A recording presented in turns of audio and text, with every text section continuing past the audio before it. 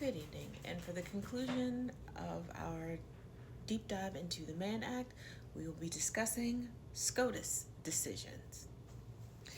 1913, Hoke v. U.S. Congress can't regulate prostitution per se. It's strictly the province of the states. Congress can regulate interstate travel in regards to purposes of prostitution or immoral purposes. That seems to be a running theme here. Yeah. Also 1913. Athenshaw v. U.S.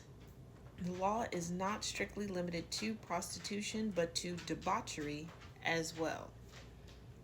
Was it expressly defined what debauchery was? No, of course not. That would be right, and they wouldn't be able to, politicize the Mann Act when they wanted to, or racialize the Mann Act when they wanted to. Let's move along.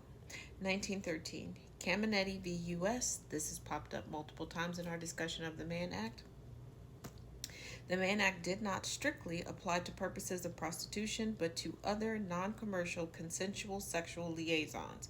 Consensual extramarital sex falls within the confines of immoral sex. Well, we know it's immoral, but does that make it illegal? Let's not forget that there were two gentlemen that were charged under the Mann Act because their wives called the popo because they was out with their hoes. True story. You can follow the comments back to get the details on that. 1932, Jabardi v. U.S. A victim consent to transportation does not constitute conspiracy or culpability. Yes, before then, a victim could be charged as an accessory to their own victimhood. That's the best way I could describe it. Are you confused? Because I'm confused. 1946, Cleveland v. U.S. A man can be prosecuted even when in a polygamous marriage. Polygamous marriage was determined to be an immoral purpose.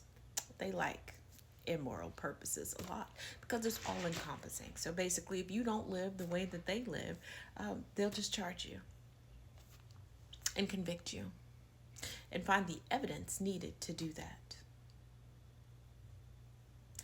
But church and state aren't supposed to be intertwined, and nobody is supposed to tell you what church you're supposed to align with.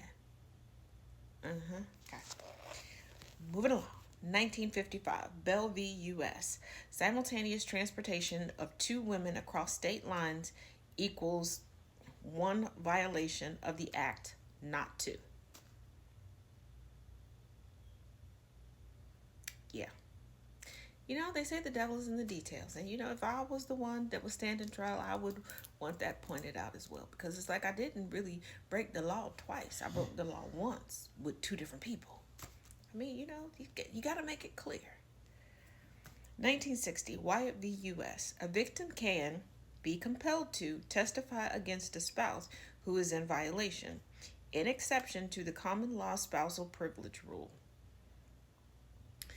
If your jurisdiction still recognizes common law.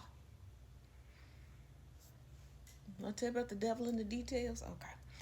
Oh, and trickling back to 1915, Holt v. U.S. It's not impossible for victims or a victim to be charged with conspiracy under specific circumstances. I told you.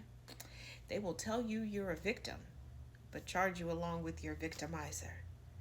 The United States is a cornucopia of what the fuck. All right. Yeah. What else would you all like to know about? Starting tomorrow, we will be deep diving into the African National Congress, a political party out of South Africa. And why is that important? Because Nelson Mandela was a part of the ANC, and it was brought up in the book that we are currently going over on Sundays and Wednesdays, Lies About Black People. So let me know any other traveling through history you want to do.